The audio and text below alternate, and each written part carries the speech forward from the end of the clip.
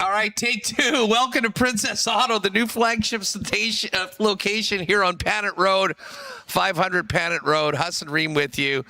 A little audio issue. We figured it out. Thanks to everyone in the chat for their valuable feedback. We are good to go. We got a big show coming up. We will talk CFL. Huge game. Bomber Stamps coming up on Friday at Princess Auto Stadium. John Hodge from 3 Down Nation is going to join us a little later on in the program. And listen, there's not a lot of hockey off-season news right now. It's too depressing to talk extensively about the Blue Jays, who got massacred again at home last night. Thank God for the fans in attendance that it was $2 hot dog night, and people could, or $1 hot dog night, I think, and they could eat 100,000 hot dogs while they watched their team get beat like a drum. But there's a lot of cool things happening in and around Winnipeg on the sports scene right now. We're going to kind of focus in on that as well on today's show. For all you tennis fans, National Bank Challenger is back. It is underway right now at the Tennis Center, just brand new up in West St. Paul. And Liam Draxel, the young Canadian that won this tournament last week, is going to join us. And then after that, Kati Tabin, who, of course, won the PWHL Walker Cup.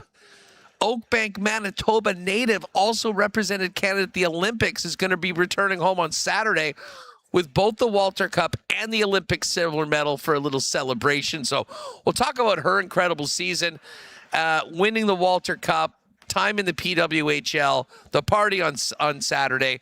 That is all coming up. Then John Hodge is going to join us. Pat's jumping on with us from CoolBet. We'll get his thoughts on the Open Championship and this week's 3M Open. And then CoolBet's actually working and putting lines up for a professional flag football series happening in Tampa on the weekend. And it's female. And we figured this would be a perfect time to talk and find out a little bit more about this, because tomorrow we will get the announcement of the members of Team Canada's World Championship teams for flag football, looking to book spots to the 2028 Olympics. Of course, the men's team, coached by our good friend Paul Lapalisse, who joined us on Monday's edition of the program. And then, before we're finished, of course, we're at Princess Auto. Listen, we'll get into all the incredible stuff that is here and what makes this flagship store so unique. One of the things is right behind us, this area called the shop, where you can work on things, you can use tools, there's free classes to learn more, and the guy running the whole thing is a great friend of the program and also happens to be one of the best curlers our province has produced in a long time, Reid Carruthers. So Reid's going to join us live here on the program a little bit later on, and it should be a lot of fun. Of course, if you haven't been here to check out the new Princess Auto, I highly recommend you do. We'll get to more on that in a minute, but I do want to thank all the sponsors that make this show happen each and every day. Of course, our partners at CoolBet. Congratulations to Royal Rules. That's Greg, as well as Rotate, who are the top two finishers last night in the WST poker tourney. Congratulations to Cowboy for taking me out. I did not like my game last night. Remo had a good run, so did Hammer, but it was Rotate and Royal Rules. They're in the final on August 12th for the trip to Estonia for the CoolBet Open. One final qualifier, everybody. That is August 5th, Wednesday night. Mark it down. We will see you then, but great time, and thanks to everyone that came out and played with us last night. Also, want to thank the gang over at Clean Line, Manitoba Battery, Rollies, Chud's Power Sports, St. Vital Dental Center, and Boston Pizza, Royal Sports, the Winnipeg Gold Eyes, Travel Manitoba, Assiniboia Downs, Aikens Lake, Breezy Bend, Little Brown Jug, and of course we'll get to a why not question of the day over at Not AutoCorp at Waverly and McGillivray. All right, frantically working, figuring things out. Michael Remis is here. Remo, what is going on? Yeah, very fun to be here at Princess Auto. There's so much stuff here. Told my wife I was here. She started going on their website and like telling me, oh, you got to get this, you got to get this. So I did put in an order that'll be ready to pick up once the show is done. What'd you go for? What did I buy? Some ladder ball for the beach? The light up ladder ball thing. It seemed like a pretty good deal. It was only like $15. Yeah, they had some good deals on summer stuff here. So some outdoor games happening. She's sending me badminton, a ton of different sections here in the store. Great to be here. We did crush a breakfast sandwich. Can we talk about that breakfast sandwich for a minute? Well, what did it have? Bacon, egg, cheese, and a hash brown on what is it? English muffin. Yeah, and it was $5. It was crazy. I'm telling you right now, there is not a better breakfast sandwich. Maybe for the dollar. You're right. Maybe from coast to coast. I mean, that was phenomenal. Now, we just had those. There will be a smash burger tasting later on today once we're completed the program. And heck, while I'm at it, I might just do the trifecta and get some barbecue at Bell's on the way out. What's caught my eye is the massive new outdoor section. Tons of camping, hunting, and fishing. And I have a feeling I'll be getting a rod and some other fishing stuff as I leave today. But anyways, if you're kicking around today, we've already had a bunch of people come up and say hi. It was great to see everyone that has stopped by already. We're just over by the shop. You'll see the yellow tinted windows in and around the shop. And as I say, we're going to find out more from our pal Reid Carruthers a little bit later on. Remo, lots to get to right off the bat. We should hit some of these hockey topics right now. First off, and this will be something that we'll get to on Friday, but I couldn't help but notice a tweet from Chuck Hellebuyck today that this is the #1 Jets news story today. What's the date today? July 22. July 22, tomorrow, Thursday night. Connor Hellebuyck will be a part of a team of USA Olympians and Paralympians on Family Feud. I know they're doing like a celebrity week. I know some of the Barstool guys have a team and they're going up against the Flag family, like Cooper Flag, last year's NBA #1 pick. But yeah, Hellebuyck is going to be part of Family Feud tomorrow night. You can see that picture with Steve Harvey. There's Layla. Her last name escapes me, but she made a couple picks for San Jose at the draft. She's one of the young stars of the San Jose PWHL team. I do see Dylan Larkin there. Kind of interesting. It's Hellebuyck and Larkin were the two guys there. Any other guys from the men's team that you can tell? I don't really recognize those other guys, although the guy beside Larkin looks to be like a pretty big dude, I would imagine. What is his name tag? There's a guy, Jack. I don't know. It could be It's U.S. Olympic and Paralympic. And this summer of Heli, celebrating the gold medal. He was at the NASCAR race, saying what gentlemen, start your engines. He was at the ESPYs last week. Look, he's the gold medal, game-winning hero in Olympic ice hockey. First gold medal since 1980. Got to take advantage. And you know what? Of the and this is not to belabor the whole thing, but this is a perfect example of why I think that there's way more to this, look for a change of scenery in that, listen, the guy played his ass off. He stole a gold medal for the United States, and he is being celebrated everywhere he goes, like his teammates were from the second that they won the gold medal.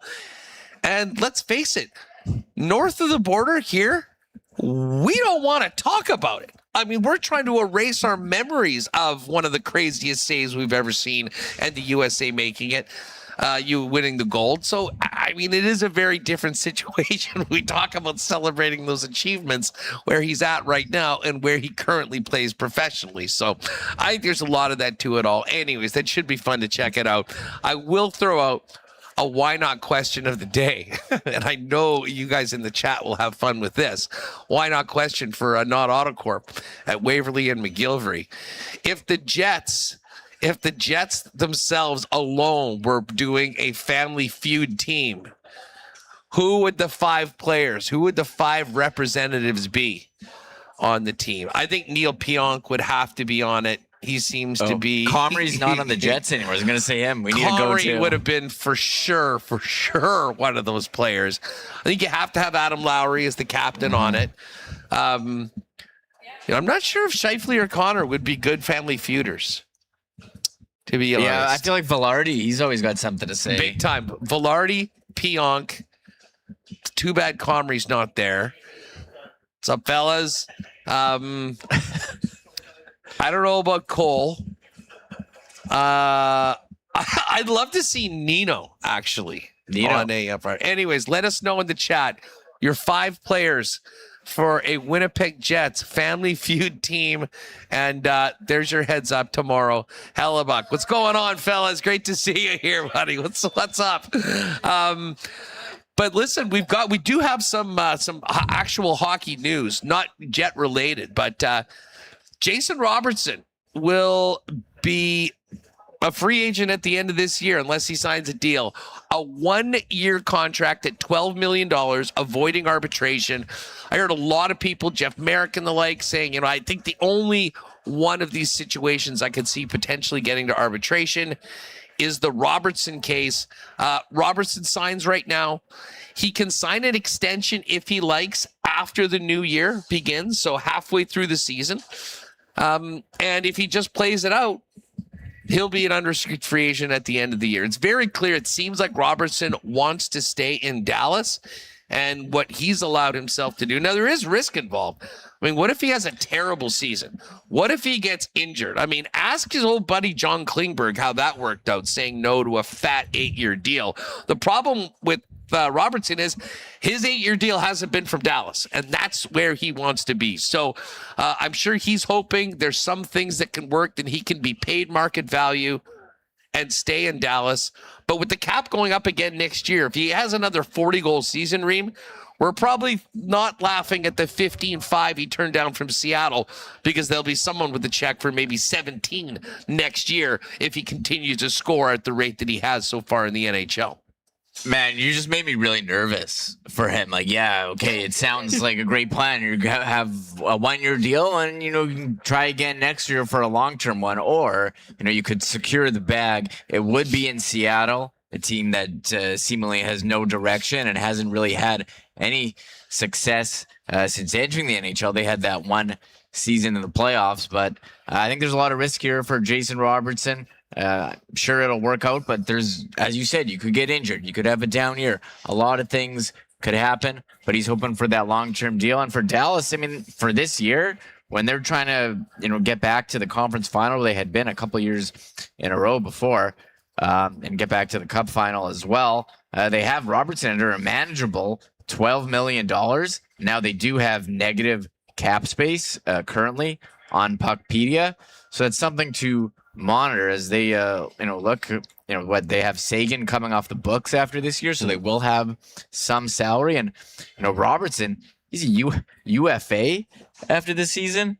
That's crazy. Yeah, that's crazy. Well, so, I mean, this was the time that he was going to be UFA. Dallas was going to be locked in if it went to arbitration regardless, and I think frankly that number might have been higher. So they agree on $12 million for one season. He will be a UFA at the end of the year if they can't get a deal done. And I think it's very clear that Robertson wants to stay there. That's got to be good for Dallas. And if they can make it work, great. And if not, he'll be one of the most in-demand players on the free agent market next year when he goes to market. And I'll say this, and this is probably tough to hear if you're a Kraken fan, although I'm not sure there's many of them out there. I actually think he did the right thing in saying no to the 15-5 from Seattle. It's one thing to go and secure the bag, and if all you care about is getting the money, then okay, maybe he blew it. But I think it would have been a disaster if he went there. Like, they just simply don't have the horses. Like, if he plays with far, far less competition, a lot less better line mates, say, than he's been playing with Dallas, and he's been on a really good team, and I think he realizes that. And you go to a team that really doesn't have the juice or the star power, and those numbers go down, and you're getting paid $15.5 million, you could end up being in a situation while you're rich beyond your wildest dreams. The team's not good. You're not playing and not able to produce the way you did before. And with that, when you have the massive ticket coming in with what they had offered, it can really kind of spiral. Now, I don't know what the media market in Seattle is like. I mean, it's still a young market, so I imagine it's not like Toronto or Montreal. But I don't think he wanted to go to an outpost and be on a team just to get a huge amount of money. So if he can stay in Dallas and he might take a little bit less, I think it's probably the right thing to do, because you want to have a chance to win. You want to be on a good team. You want to be where you like it.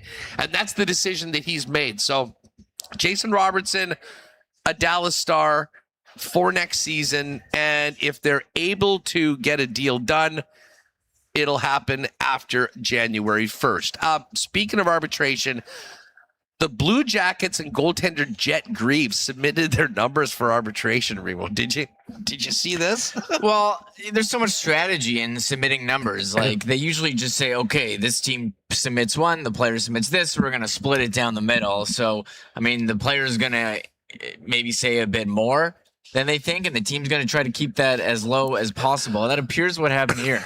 It absolutely did. The Jackets have offered $2.8 million a season, and Jet Greaves has asked for $7.5 million a season. They're $4.7 million apart. And holy smokes, we've got breaking news. We have a guest in the building. Remo, can you put this on? Rolling up in a beautiful WST golf shirt, just like I'm wearing right now. It is the one and only T-Kona Pauly. T-Kona Pauly is in the house, has joined us here at WST to hang out for a little while. What an awesome shop. You been here before? No, this is like the Virgin Voyage. This is the Virgin Voyage for all of us. So T-Kona Pauly's in the house. If you are in the neighborhood, you can pop by and say hi to him as we get it on. I did see something, and again, like, this is the time where people are throwing out weird trade requests and those sort of things, Reem, or trade ideas. It was a three-way trade that involved Winnipeg, Buffalo, and Columbus. And obviously Hellebuck was leaving, but the Jet Greaves was coming to Winnipeg. And there would be something hilarious about having a guy named Jet on the Jets. That being said, Hellebuck's probably still the goalie you want to be playing for you, but Jet Greaves still relatively young, strong season last year. A lot of a bright future for him. There's no rumors about him being traded here, folks. I was just bringing that up because something on the air was spitballing, and I thought, just imagine Jet on the Jets. That would end up giving us a lot of things to have some fun with, just on the name alone. But lots of work to do for the Blue Jackets and Graves' agent if they want to meet in the middle on this one. Yeah, and that's why no one wanted to go to arbitration. You know, you go in there and they tell you why you're not worth that amount of money. You have to argue with the team. It could create bad relationships. I think Jason Robertson was a guy who didn't want to get to that point. They were able to agree on a one-year deal for $12 million. And I do wonder if he just re-signs in Jan. Remember this year in the NHL, we're like, wow, look, July 1, there's going to be so many free agents who are going to be, so many players who become free agents. And all of them ended up re-signing well before the deadline. And there were no free agents available, or no, top end. So I figured they'll end up signing a long term once the Sagan contract off the books. They'll have some more room. Maybe he can get a $15 million contract. Yeah, no doubt. Now we are going to be joined and talk a little tennis coming up in just a couple of minutes. So we will do that. I should make a point of shouting out and thanking our some of the sponsors that make WST happen each and every day. Huge thanks to our friends at Clean Line Plumbing, Heating, and Electrical, your one-stop shop and Winnipeg's most trusted plumbers for over 40 years, with 24-hour service when you need it, not when you plan for it. Remember the number 500-2001 for 24/7 emergency services from Clean Line, and for all your residential and commercial plumbing, as well as heating and electrical needs. You are going to want to go to cleanline.ca for more information and to make an appointment. Hey, for all your battery needs, folks, lean to the people that power up the Winnipeg Blue Bombers, a proud supporter of the Blue and Gold, are our friends at Manitoba Battery. They've got 2 Winnipeg locations, Logan Avenue, Dovercourt Drive, with the best assortment and selection of batteries for literally everything, and the best prices in town, beating the pants off the big box stores. Stop wasting time and money at people that aren't keeping the money in Winnipeg, and shop local and guess the best price and the best in customer service at Manitoba Battery. If you can't make it to see them in store, they do deliver inside this perimeter of the city of Winnipeg. You can give them a holler or order online at manitobabattery.com. And hey, our friends at Rolly's Transfer are busy right now at a great pick of the WST truck, moving somebody from where they're at right now to their new destination. If you have a move coming up in the summer or fall or heck winter, make sure you lean on Rolly's, the most trusted name in moving in Manitoba for over 60 years, family owned and operated. Head on over to Rollies.com, click on request an estimate in the top right corner, and then put in the promo code WST for a special discount on moving services and moving supplies, and then let them know when and where you're moving, what needs to be moved. The friendly staff at Rollies will turn around the great quote and get you locked in for the white glove treatment that they have been famous for, now into their 7th decade. For all your moving needs, make it Rollies. Find out more, request an estimate today over at Rollies.com. All right, let's talk a little tennis right now. We've got the National Bank Challenger Tournament coming on in Winnipeg right now. What a treat to welcome in last year's champion, Canadian Liam Draxel, who joins us now from the event. Liam, welcome to Winnipeg Sports Talk. Thanks for doing this. How are you? I'm good, man. Thanks for having me on. Hey, it's a pleasure. Listen, I know in the line of work you do, you're living out of a bag. You're traveling all over the world. What's it like coming back to a place where you had such great success last year and holding the trophy? Yeah, it's great. You know, as soon as you get back on the courts and back in town, you know, just all the feelings of winning come back. So it's super special to be back. You know, I enjoyed my time in Winnipeg last year so much. You know, I felt like I've always played well here. So, you know, just good vibes overall, and just looking forward to getting back out there this week. You know, Liam, I'm interested in just your path. You know, so many tennis players, you know, they play, you know, really extensively as a kid. You know, many go to college, some turn pro early. And then the professional grind with so many incredible players around the world, you know, is not easy. You're from Newmarket. Where did you play as a kid? And tell us about the path that led you to the NCAA before turning pro. Yeah, well, my dad was a tennis coach at the local club in Newmarket. So I was playing tennis pretty much since I could walk. Yeah, I picked it up at a very young age, so that definitely helped. You know, my dad coaching me all throughout my childhood, and then when I was around 14, you know, I was doing good nationally, and kind of made the decision to go down to Florida when I was 14. I trained at an academy called Saddlebrook in Tampa.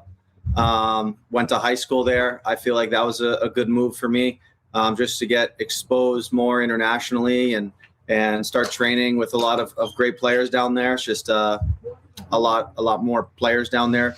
And then, yeah, I went to University of Kentucky. I played 4 years there. Had an absolute blast being there, you know, being a part of a team. In tennis, you don't really, you know, get that out here on tour. So I really appreciated that. And yeah, it was probably the best 4 years of my life out there.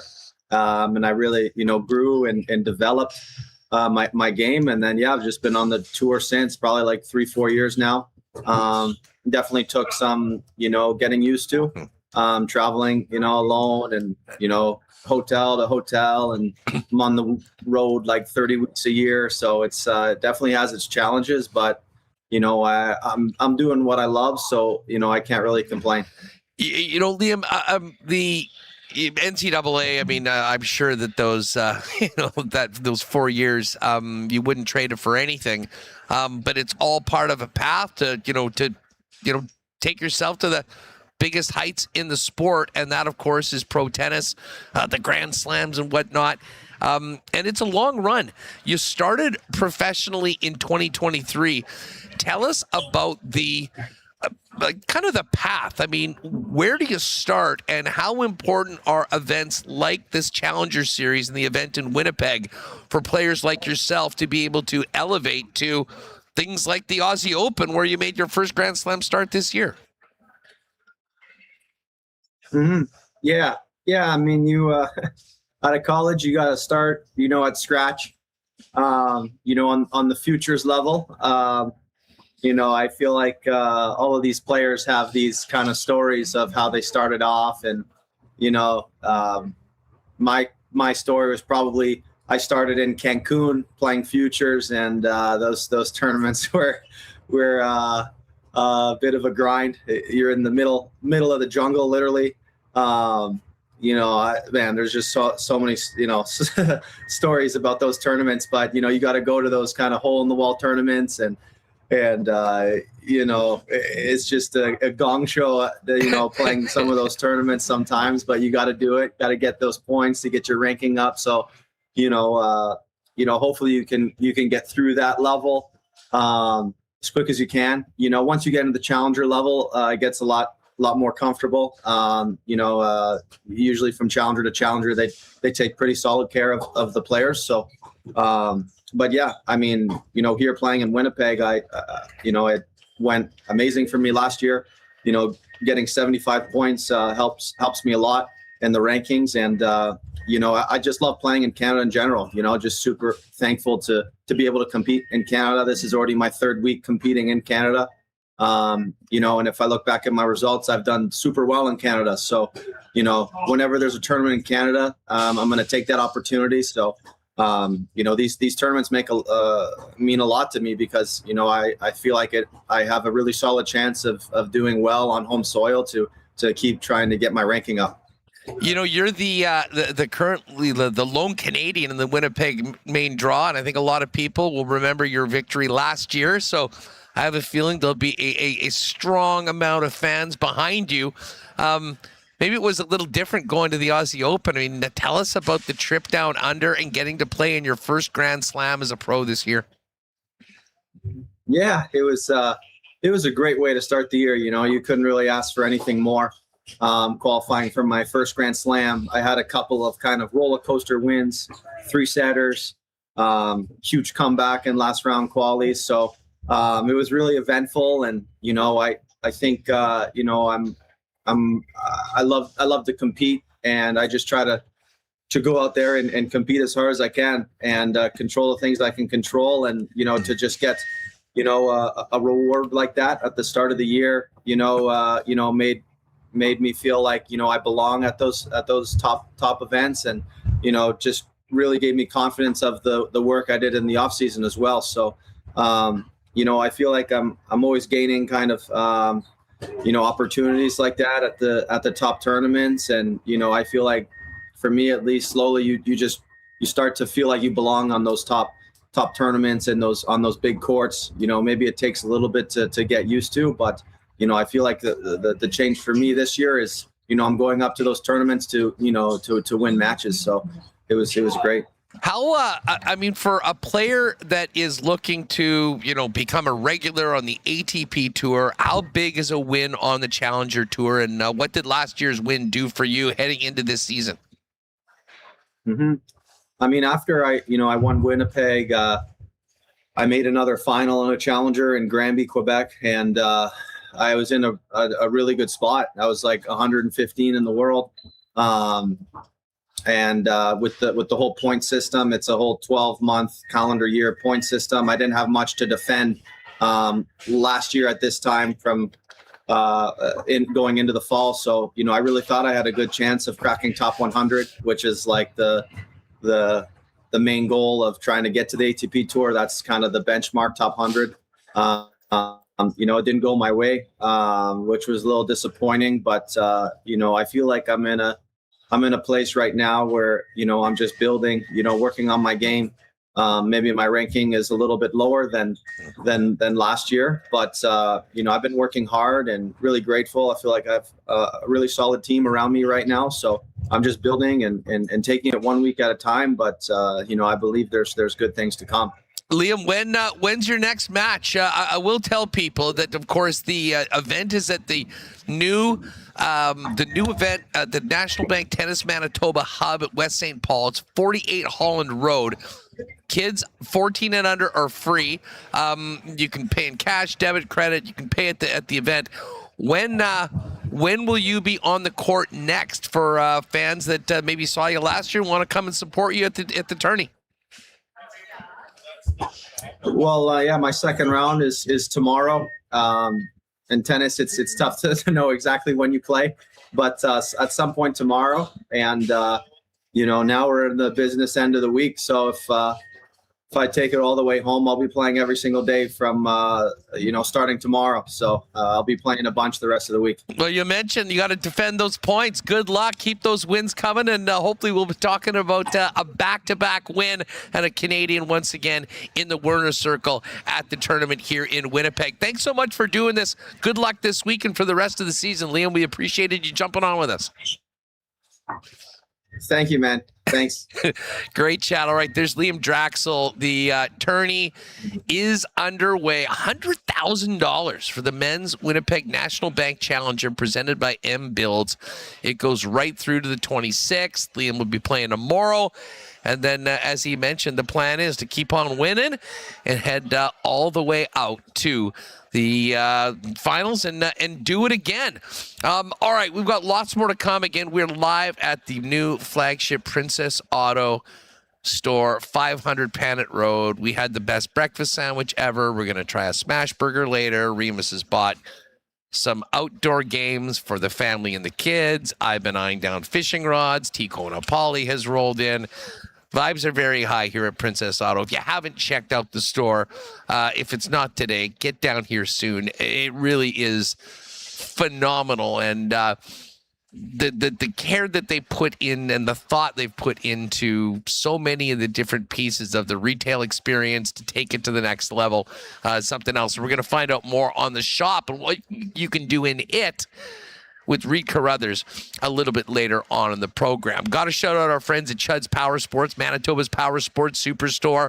We're right in the middle of summer right now, and if you're thinking about an ATV, a dirt bike, a side-by-side, you need a golf cart, a boat, outboard motors, RV, whether it's new or whether it's used, Chud's Power Sports is the place to go and find it all. The Derminator, and they're all great supporters there, but the Dermot in particular, wonderful folks and supporters of ours, would love to take care of you. They've got great financing options and about 140 years of experience in doing the thing, so you'll be talking to the right people. Chud's Power Sports, corner of Highway 8 and 231 in Gimli. Start shopping ahead today right now and check them out online at chudspowersports.com. Huge thanks to our friends at St. Patel Dental Center as well for their support of Winnipeg Sports Talk. Dr. Terry and his wonderful staff would love to see you. Listen, they've been serving generations of Winnipeggers and Manitobans. Now have a beautiful new facility at 167 St. Anne's Road with convenient free parking right behind the building. They got clients covered from 6 months to 99 plus with literally everything you could need in a dental clinic, from things like cleanings and checkups to surgeries like dental implants. They do it all. Check them out online at stpateldental.ca. Make an appointment and tell Dr. Terry and his wonderful staff that the boys at WST sent you. And, hey, Bombers back in action tomorrow. We've got the Edmonton Sask game tomorrow night. Blue Jays are still running on, so even though the World Cup is over, it's still a great time to enjoy the AC and a couple cold ones at your local Boston Pizza. When it's time to get together with your gang for the big game, make it Boston Pizza and enjoy those ice-cold schooners, world-famous Boston wings, gourmet pizzas, and more. And if you are staying at home for the game, you can always order online and get hot and fresh to your door by ordering online at bostonpizza.com. All right. Let's welcome in a very special guest. Looking forward to having a bit of a party on the weekend. It is Olympic silver medalist and Walker Cup champion with the Montreal Victoire of the PWHL. Oakbank's Kati Tabin joins us now on WST. Kati, what's going on? Thanks for doing this. Hey, thanks so much. Thanks for having me. Oh man, what a year it's been for you, huh? You're I imagine this is a little bit of downtime, relaxing, taking it all in. How are things? Totally. It's been busy, but it's been good. I'm starting to get back into the gym, so it's nice. But this week will be awesome celebrating with the cup. No doubt. For players at your level, playing the highest level professionally, but also a member of the national team, how different is an Olympic year for you as opposed to just a regular year of playing with your team? Oh, totally. I mean, going into it, I didn't really know what to expect. I hadn't been in the program since I think 2018, so this year was a long one, but definitely a good one. One to remember. Even I think putting the Winnipeg game into that category as well. So 3 huge things I've accomplished this year, and yeah, super cool. Your story's so interesting. For folks that aren't familiar with it, I mean, take us through, you mentioned you were in the program in 2018. That's an eternity when it comes to pro sports, and then being on the Olympic team right now. Tell us a little bit about your very, shall we say, unconventional path to Canada's greatest team and obviously a championship team in the P-Dub. Totally. Well, in a short run here, I quit hockey twice. I think, as a girl growing up, there wasn't very many opportunities. So when the P-Dub came about, luckily I was playing the year before that and kind of got an opportunity to showcase my talent in the league, not only for the league, but for Hockey Canada as well.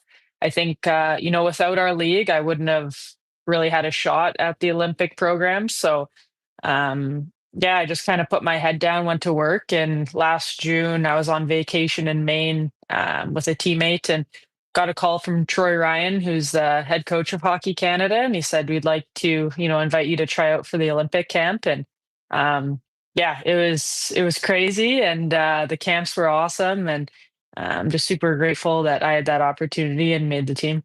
Was it even on your radar at that time? I mean, did you think you maybe had a chance? You know what? I want to say a couple years ago, I kind of had a quiet dream, I like to call it. I always believed in myself, but, did I think it was possible? I don't know. And then as soon as I joined the P-Dub, I thought, okay, you know what? I'm keeping up to the best of the best. Maybe I have a shot here. And, during those summers, I tried to just put my head down and really grind it out and focus on what I needed to get better at. And then going into those camps, you're kind of comparing yourself against some of the top players and you're keeping up with them quite a bit. So I thought, you know what, maybe I have a chance here, and I just got to believe in myself. Kati, I'm fascinated about the times that you quit. Was it to do other things? Did you just think it wasn't worth it? Did you feel like you had to, you're an adult, you got to go get a real job? What was behind that, and what brought you back into the game?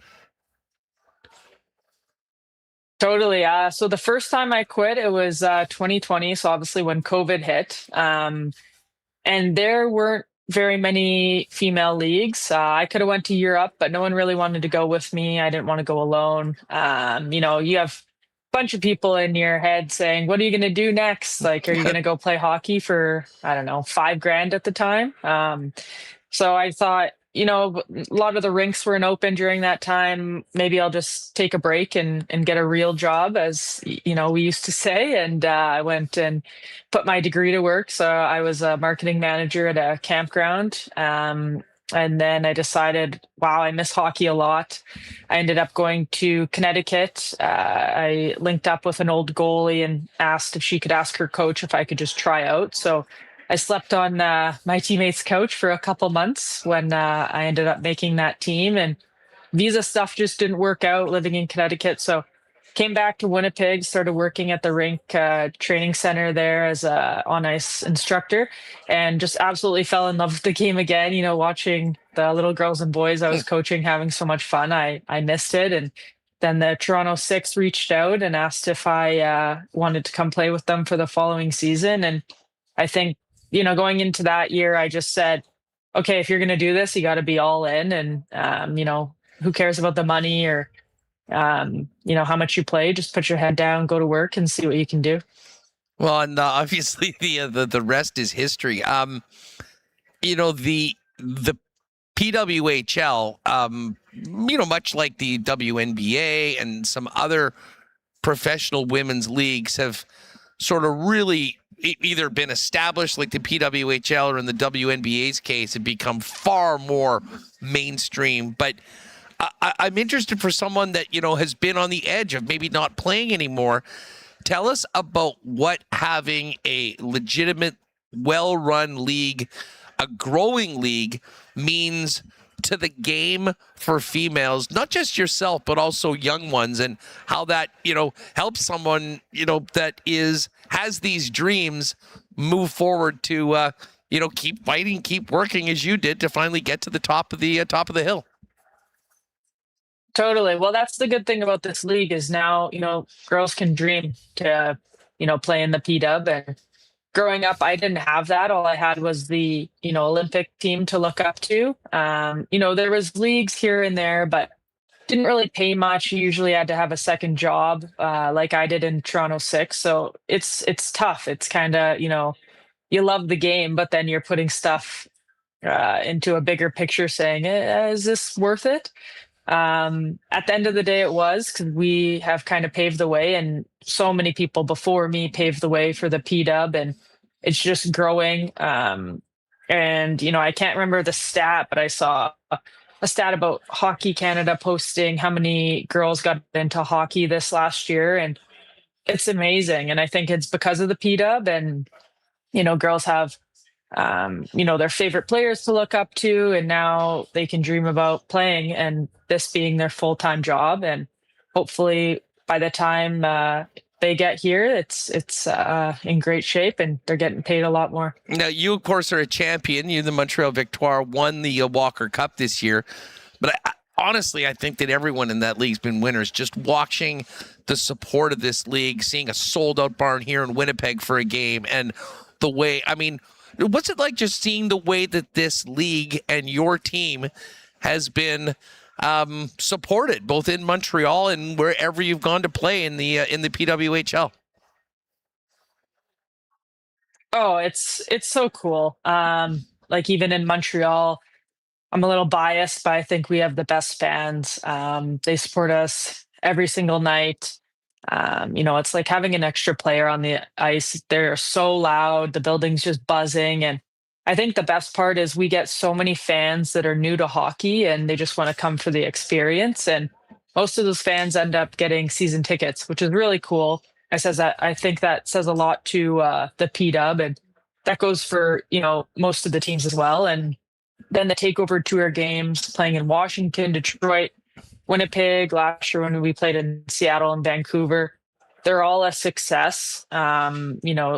I'll speak to playing here in Winnipeg. For me, it was especially really special, but the fans showed up. What a great community. And I think it's just a bit of a different atmosphere than the NHL, and it's a lot of fun for us, and it's a lot of fun for the fans. It did seem like it was a big day for you. I think I saw a lot of your teammates rocking Kati Tabin shirts when they were coming in, and seems like a pretty good vibe on that Victoire team that obviously helped you win the championship.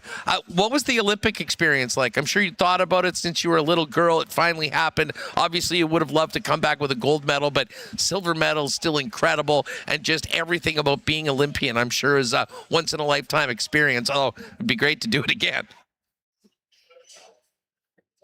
Totally. That is just a dream come true. That is something, like you said, I dreamed about since I was a little girl in Oakbank, because that was the only thing I had to look up to. So to say I accomplished that, it still doesn't feel real, even though I went through that whole process. The whole thing, going through the training camps, just competing up against the absolute best, getting that call that I made the team, flying. We went to Switzerland first. That was really cool. And then getting to the Olympic Village, seeing your room, seeing all the different athletes, going to different events.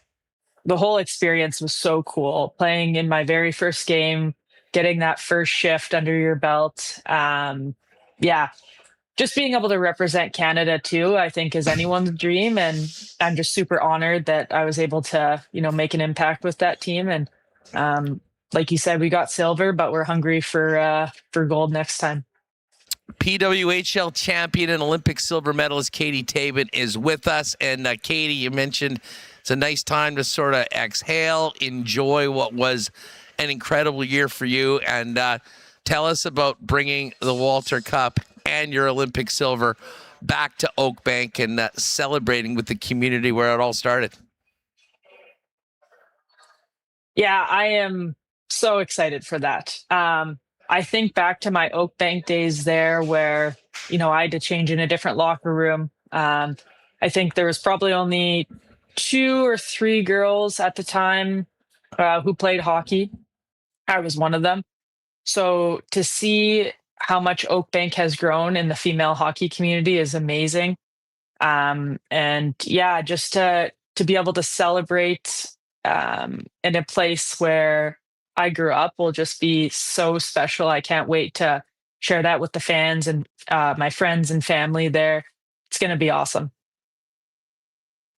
I have a feeling that I think you're going to be blown away by how many people are coming out there. And I think they'll be obviously all your friends and family and people from Oakbank, but I have a feeling there's going to be a lot of young, little girls that are just getting hooked on the game, that were at that game when you and guys played against Ottawa here in Winnipeg, that have their own Olympic dreams.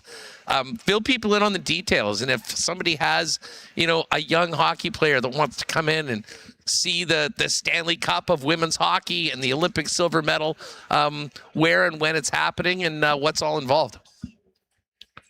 Totally. So it's this Saturday, July 25th from 10 to noon at Oakbank Arena. It's going to be an awesome event. I think we're going to have some cool people speaking. I'll do a little bit of a speech, and then it'll just be autographs and kind of a meet and greet with both my Olympic medal and the cup.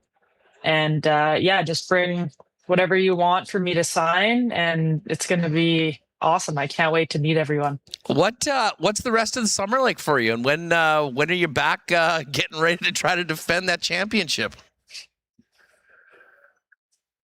Yeah, so right now just kind of training off the ice. I'll get on the ice soon.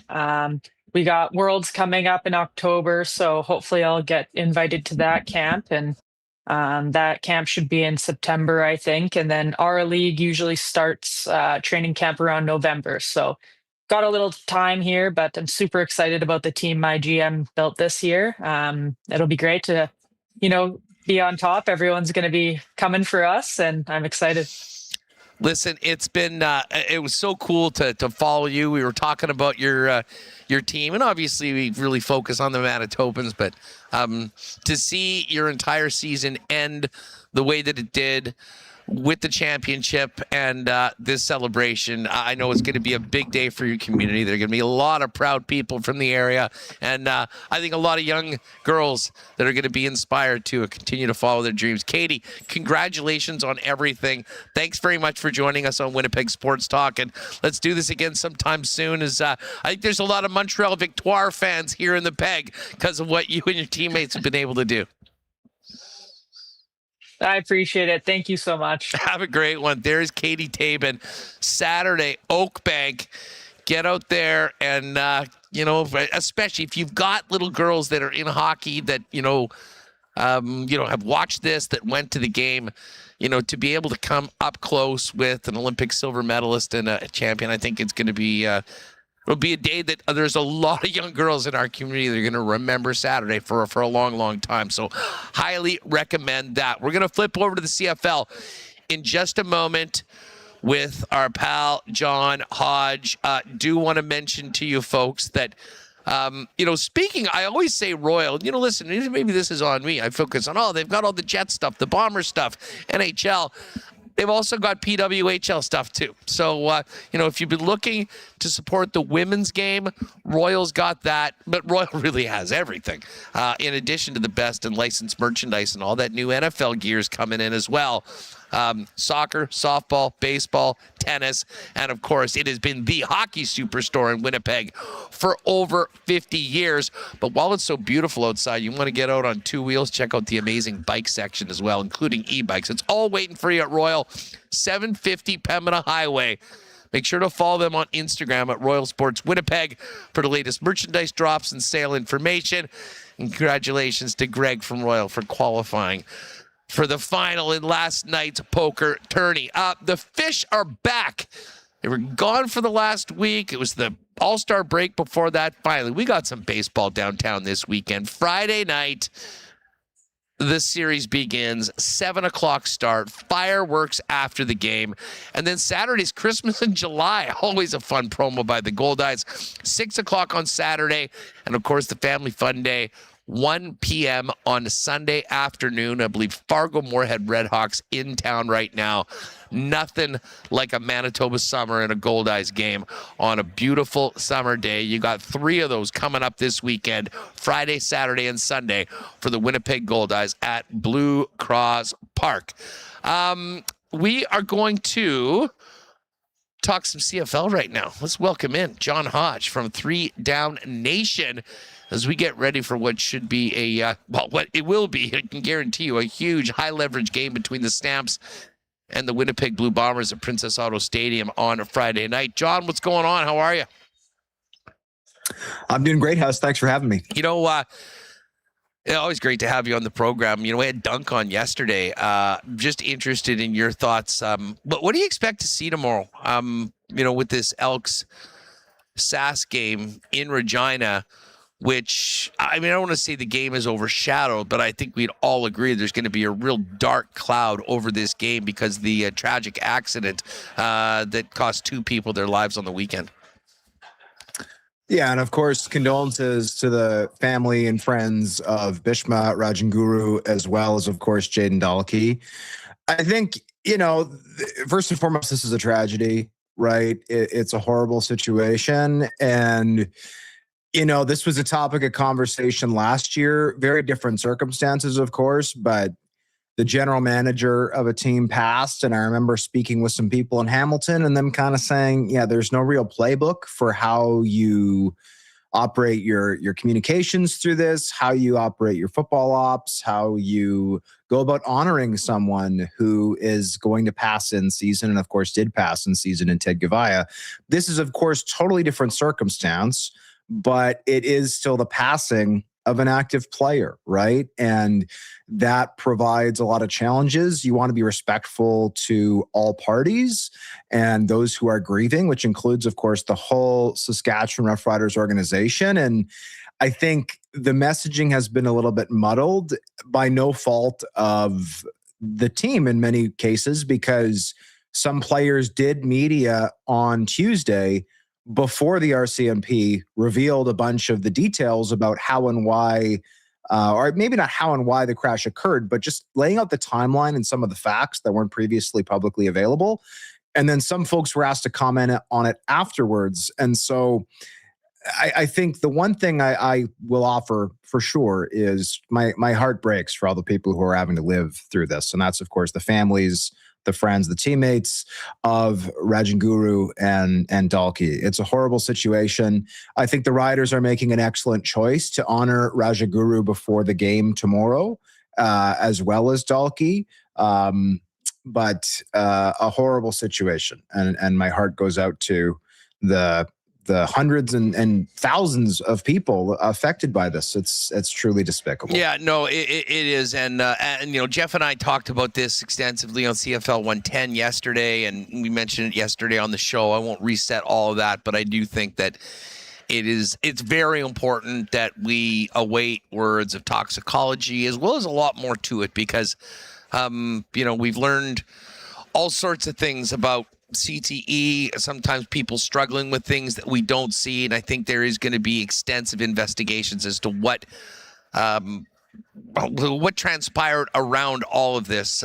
But clearly, through all of this, there is one certain victim on this, and to not have him remembered at the game would have been a shame. And I do commend the Riders.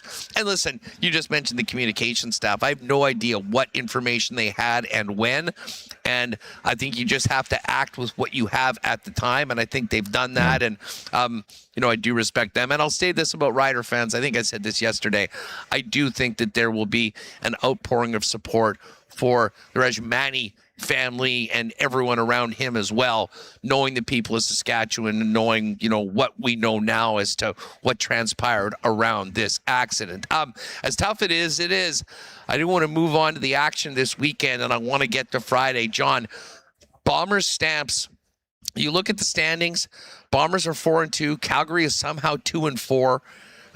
Calgary has probably looked much better than the Bombers for a good portion of the season, yet their records are reversed. Winnipeg already has that tight win in Calgary. I can't remember a game in the first half of the season where the stakes were so high. When you think about a Bomber win, puts them essentially 4 games up on Calgary, 3 plus the tiebreaker, and reversing that, if Calgary can come in and get a win by 3 or more, not only did they climb within a game of the Bombers, but one more win and a Bomber loss would actually put them ahead of them because they would have the tiebreaker. Stakes are high for Friday night. It's an excellent point. And I mean, there is a rubber match. These two teams will play a third time in the regular season. But it's an excellent point, right? If you can go up essentially 4 games on the Stampeders, I don't think that importance can be understated. Especially, let's remember, I mean, the Stamps swept the season series against Winnipeg last year, and had the Bombers won all 3 of those games, they would have hosted the West Final. Had they won 2 of those games, I believe they would have hosted the West Semi. So instead of having to go on the road, right, as the crossover team and face a Montreal Alouettes team that was only hosting that game because Davis Alexander missed most of the season, but was by all accounts the number 1 team in the league for most of that year, obviously would have been much preferable. So for the Winnipeg Blue Bombers, the wins in June, July count just as much as any others. One of my least favorite CFL cliches is when people say, oh, the season doesn't start till Labor Day. Well, ask the Ottawa Red Blacks. Your season can be over by Labor Day.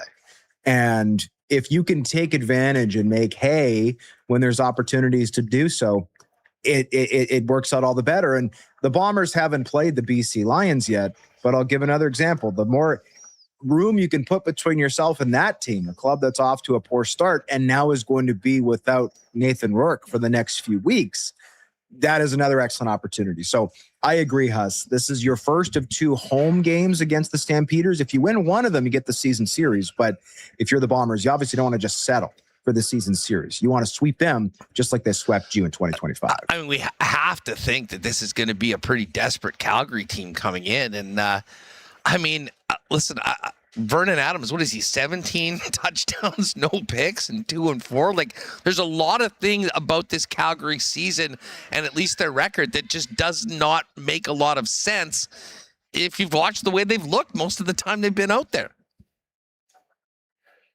Yeah, I mean, this offense has been unbelievable. Dedrick Mills is the CFL's leading rusher right now. He's been excellent. Vernon Adams Jr., 17 touchdowns, no picks. Like, I'm pretty sure Chad Kelly won MOP a few years ago, throwing 23 touchdowns and 12 picks. So through just 6 games, I mean, the pace that VA is on is unbelievable. Now, has he had a few dropped interceptions? Yes, but that's also true for every other quarterback in the league.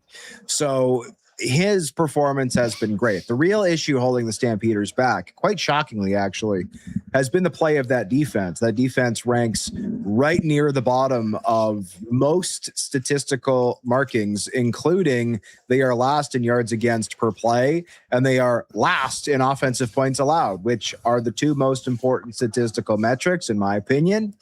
And that's all the more shocking because their defensive line is incredible. Clarence Hicks leads the CFL in pressures as a defensive end. On the inside, Jalen Hutchings is a game record. They've got Falarin Remalade, who's brilliant.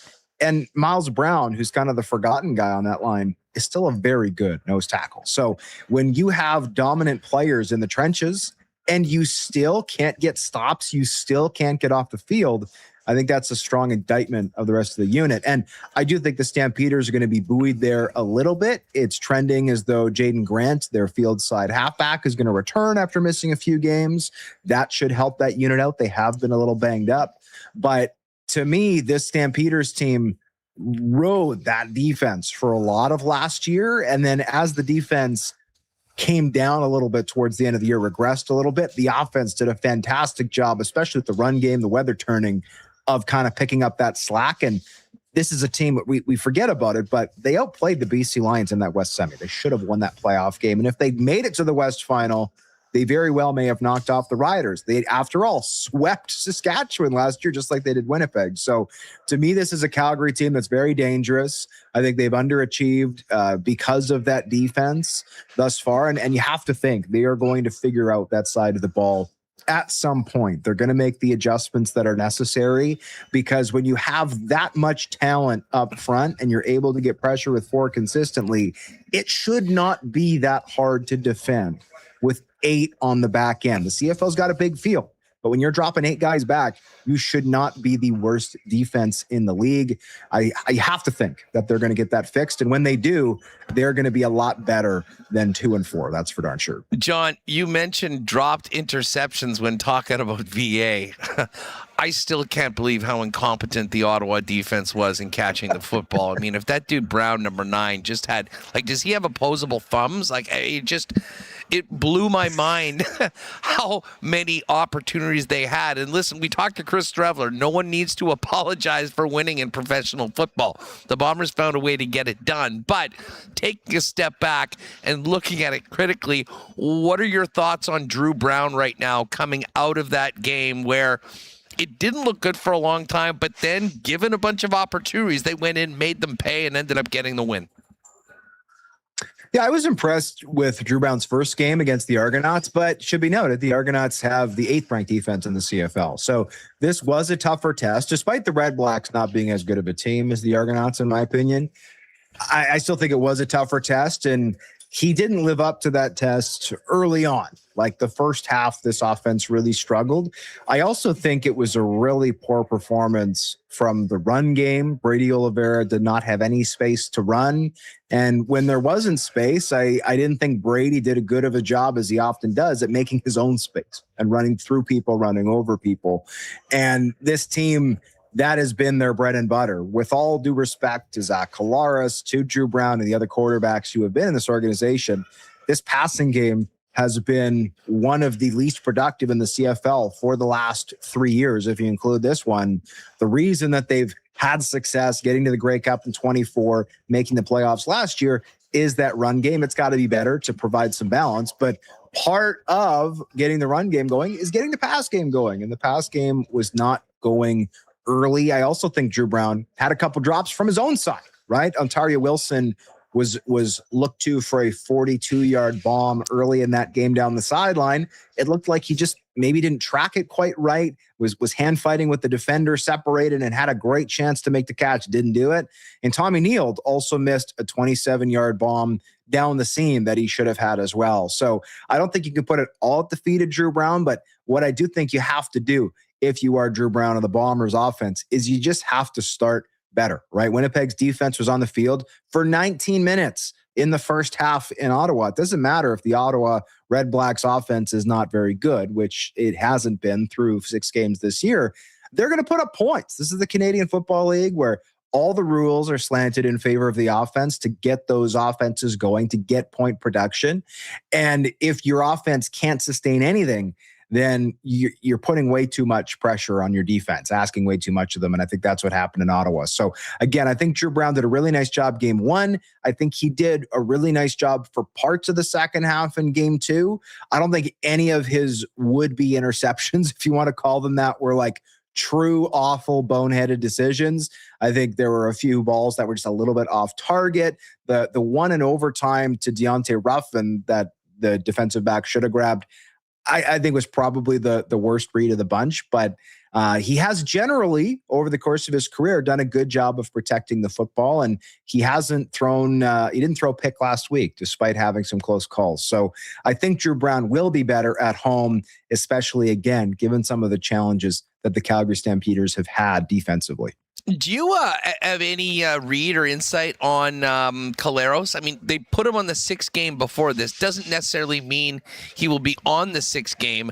Is this sort of just managing the situation with their 4 quarterbacks while Collaros isn't quite ready to go? Or how do you see this playing out? I mean, the only thing that Mike O'Shea has said about it is that he doesn't necessarily think Zach's going to miss all 6 games. And look, I mean, we don't know anything about what, officially the team is saying heading into Friday's game, but it's a short week, right? This team played on Sunday. They're now playing on Friday. To me, if Zach is not ready for a Sunday game, I don't know why you trot him out there 5 days later. The following week is a Thursday game, so it's another not like short week, but less than 7-day week coming up. And then after that, the Bombers get a bye. So this is totally speculation on my part, but I would imagine the conversations behind closed doors are, okay, Zach's neck is flaring up again. He's had neck problems in the last couple of years. What can we do to have him be successful? What can we do to ensure that this doesn't get worse? And obviously they've sat him the last 2 games. And again, if you've sat him since July 5th, which was the date that he went down against Hamilton, you've now had 2 full weeks. I don't know why you say, oh, but 2.5 is enough, right? Or even 3.5. Like, to me, if you wait to bring him back until week 11, you've now given him 6 full weeks off. And that game, by the way, is at home against the Red Blacks. So if you're looking for a game to kind of ease him back into things, I think you do it. And again, there hasn't really been a drop-off from Zach Collaros to Drew Brown. Their pass efficiency ratings are very similar. And of course, the Bombers are 2-0 with Drew Brown under center. So to me, just again, reading tea leaves, looking at the schedule, going off how teams have handled injury situations in the past with their quarterbacks. If I'm the Bombers, I'm just waiting until after week 9, you get to your week 10 bye, and then you can reassess Zach then. John Hodge, a 3 Down Nation with us. John, it's natural. We spend a lot of time talking about offense. But to me, the matchup that will probably determine this game is how the Winnipeg defense can hold up against this Calgary offense that even in losses has been putting up 30 with regularity. Give us your read of the challenge that the VA offense is going to bring to Winnipeg and what they're going to need to do, or maybe raise their level if they want to be victorious. Yeah, I think the biggest challenge with this Calgary offense is there's nobody you can key in on, right? I mean, VA is spreading the ball around to all of his receivers. There's no duds in this receiving core. Everybody can hurt you.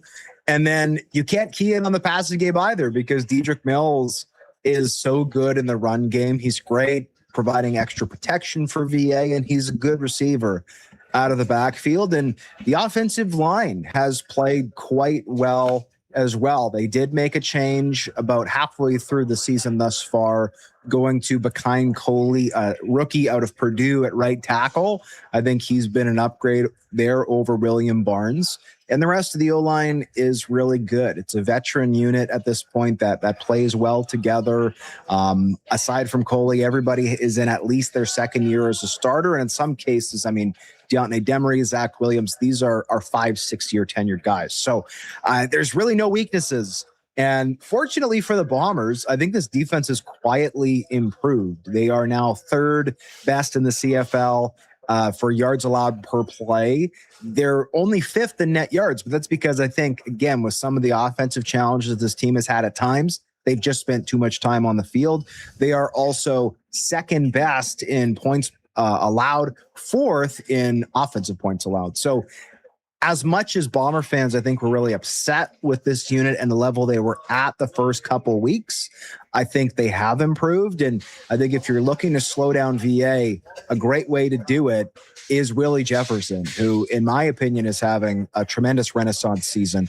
Pro Football Focus credited him with only 38 pressures last year. He's got 29 per PFF through just 6 games. And Mike O'Shea has said it over and over again. He doesn't care about Willie's sacks as long as Willie's getting pressure. Well, Willie is not that far away from matching his pressures from 2025, which is incredible. And he's already got, I think it's 4 sacks, which is 1 more than he had all last year. So he's been unbelievable. You match him up against a rookie offensive tackle, good things are probably going to happen. So you watch that pass rush, and if they can get home, I think that could help potentially speed up VA's clock, potentially force the Stamps into running the ball a little bit more. But the bottom line, Huss, is you're not going to keep the Stampeders offense down for a full 60 minutes. It should be a relatively high-scoring game, and the offense is going to have to do its part twofold. One, putting up points by themselves, but then also putting together long drives to keep VA off the field. John, always a great chat. By the way, you guys have been doing a great job covering both the story in Saskatchewan. And as always, I mean, if you're a CFL football fan, you know you got to bookmark at 3 Down Nation and go in there on the daily. Thanks so much for doing this. We'll look forward to your coverage of another big week in the Canadian Football League, including the one here on Friday night at Princess Auto Stadium between the Bombers and the Stamps. Have a great one. Thanks, Huss. Anytime. Right on. There is John Hodge from 3 Down Nation. We were talking football. We're going to talk some flag football in about 10 or 15 minutes. I'm excited to find out tomorrow Canada's team for the World Championships. And we're hoping that former Bison quarterback Jackson Tuchinski might be part of that group. 2 Manitobans on the 18-man roster. We'll find out who the 12 are. And there's a pro flag event for women coming up. I'm going to find out about that in a minute, but let's bring in our good friend Pat Gregoire from Coolbet. And again, thanks to everyone that played with us last night. Congratulations to Rotate and Royal Rules, who were the qualifiers. We're going to see them on August 12th for the finale, and the winner of the August 12th tournament is going to be going to Estonia to represent Canada at the Coolbet Open. One more chance to qualify Wednesday, August 5th for that one. Let's bring P. Greggy in here. Patrick, how are you, my friend? What's going on? I know you don't want to talk about the Blue Jays like Jake yesterday. Yay. Good thing the hot dogs are cheap. No. Oh, yeah. Cool. Great. Our fan base eats a lot of hot dogs. That's great to talk about. I mean, the fact that now Gosman has been completely mushed, and maybe they're not even going to be able to get full value for this guy if they are to trade him. It's an absolute dumpster fire. So that's all I'm going to say about the Blue Jays. I'm with Jake. It's not at full-fledged boycott yet, but I'm not going to allow this baseball team to dictate how the mood of my summer goes the rest of the way here. We're just about into August. We're going to have NFL training camps. I got to tell you, huge buzz in the chat and from my buddies when Jake told us yesterday that the CFL Pick'em contest that people are loving is going to be a bigger NFL one for this year. So we've got a lot cooking right now, but listen, I mean, it is a little bit of a slower week. There's not a lot going on. I did notice that Jake texts me, he goes, our pal from Qatar is making his MLS debut tonight. Of course, buddy from the pool, Robert Lewandowski, starting off. There's 15 games in the MLS tonight, so maybe they can get a little bit of run from the World Cup. Certainly check the exclusives in the MLS section if you're looking for something that doesn't involve the Blue Jays to get on tonight. But we do have the 3M Open. Before we get into our thoughts on that, quick thought on your guy Foxy winning the Open Championship and the scenes that we saw with one Bryson DeChambeau, who, by the way, I will say this. Was it ridiculous? Was it performative? Was it vintage Bryson? Absolutely. There is a big part of me, though, that doesn't blame him for losing it, because you could have probably given that same penalty to dozens of guys, and he was the only one that was punished, and I'm not sure that was entirely fair. One of the guys I followed saying, if that's a penalty for Bryson, Wyndham Clark shot 35 over at Shinnecock. Yeah, exactly. Let's start with the Bryson stuff first. I think he's clearly a guy that has been targeted. I think the live guys, if you look back at some of the penalties that have been given out, it has been those live guys. Joachim Neiman is another guy that was assessed a penalty earlier this year in a major. Was it a penalty? Probably, for sure. But I mean, we've seen other guys do more egregious things and not get this called. So I think he's clearly getting targeted. He got targeted. I mean, just outside of Rory, who, if you want to talk about performative, it's funny how he's calling out Bryson for being performative. And listen, I'm a Rory guy.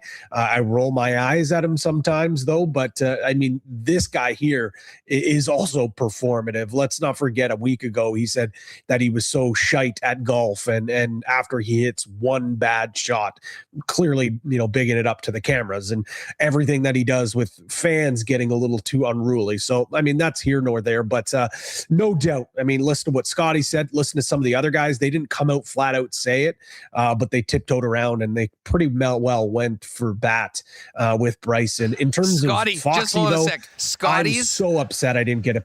Pat, Scotty's line of the best, because he was sort of defending Bryson, but he goes, listen, Bryson is a lot of things, but he's not a cheater. So, it was the most backhanded defense of a guy I think I've seen. Sorry, I just had to mention that.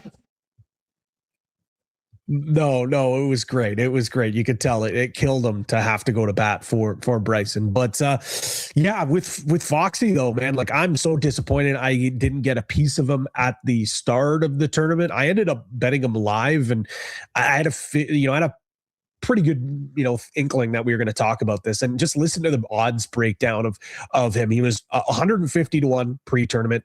After round one, he was 50-1. After 500-1.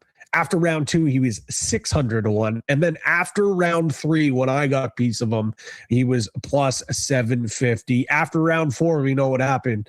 Champion golfer of the year. And I don't know if it's because, unless you listen to this program or you're a little more of a hardcore golf fan, he's not the household name that we're used to. But I don't think we're talking enough about this victory, the gumption, the cojones that it took for him to battle back, the shots he had to make on that back nine, just the way that he played. It's inspiring. And I think he, as an older guy, a guy that picked up the game later, I mean, this guy played pro rugby in New Zealand. Like, this is a story that should be talked about more. And for whatever reason, we're not talking about this. If this was Scotty on Sunday, if this was Rory, if this was, heck, even a guy like Ludwig or Vic, we're talking like on Monday about one of the greatest, Sunday back nine rounds in a major in a long time. Instead, it's a cute, fun, plucky story. And, the casuals and the mainstream sports media is not really talking about this. And I feel for him, and I don't think he really cares. But I am a through and through Foxy guy. I was riding him when he won in Canada. So I was super stoked. I'm glad I got eventually a piece of him. But I don't know, Huss, like, do you feel like this victory is going a little bit unnoticed or not getting the hype it deserves? A little, just because he, is a little bit lower down in the world ranking. It isn't a household name. But if you think about what he did in the final 6 holes, it really was. I think time is going to make this victory look even better. 4 birdies in the final 6, like, screws himself on that one shot, simply just goes up, hits it backwards, gets it on, gets it down in bogey, moves on. And I'll tell you, Pat, what I hope, and I think every golf fan hopes, is the legacy of Ryan Fox's win is the speed of which he plays. It was absolutely incredible. Think about this, 18th hole, a putt to win the Open. His playing partner sunk their putt. There were 22 seconds elapsed between that ball going in the hole and Fox's going in the hole. And I saw a supercut of all of his shots. I know. He basically walks up, looks up, gets the thing, looks again, hits his ball. 7 to 8 seconds before every shot.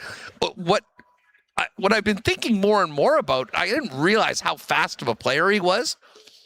It must be driving him absolutely nuts playing on the PGA Tour right now with these 5.5-hour rounds with regularity, when he himself, Scotty Scheffler, said he played in the 3-ball with him, and it was like he wasn't even there because he was playing so quickly. And Fox said, I don't know whether that was a compliment or a burn, but I will take it.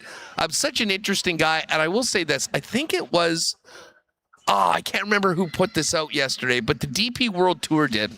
There's about a 10-minute little mini documentary where it follows Fox back to New Zealand. He's the son of a New Zealand rugby legend, the grandson of a New Zealand cricket legend, was a great athlete in his own right, picking golf moving forward. And this is a really easy guy to cheer for. And I think now with what he's done this year, with a major under his belt, this is a guy we'll be talking about for a long time. The one thing I do know is that it's kind of wish the PGA was in August, because it's a long, long time until the Masters. Now, Patty, we're actually going to be talking about something you guys are getting involved in and supporting and throwing lines up, the World Flag Series, in just a minute. We're going to get Team Canada's World Championship roster announced tomorrow for both the men and the women for the World Championships coming up. So I thought it was a perfect time to get in and talk a little flag and find out from Phil a little more on the Flag Series. But before we go, quickly, give us a quick rundown on who's on what might be a smaller card after the Open for the 3M. But, I mean, it's Scotty at plus 260, and then everyone else led by Kitayama, who won this last year, at 20 plus. Well, because I think everyone, is debating, is this the week you swallow your pride and take Scotty at whatever it is, plus 240, 250, or whatever the number is, and go with that. Just especially considering that he charged back and almost got into contention on Sunday.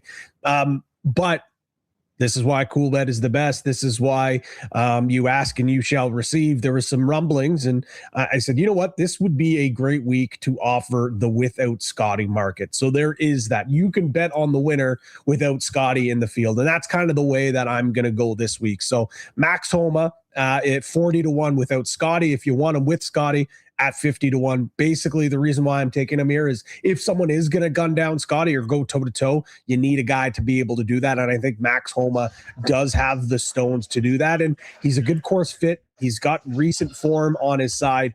And I think this is a spot where he could win.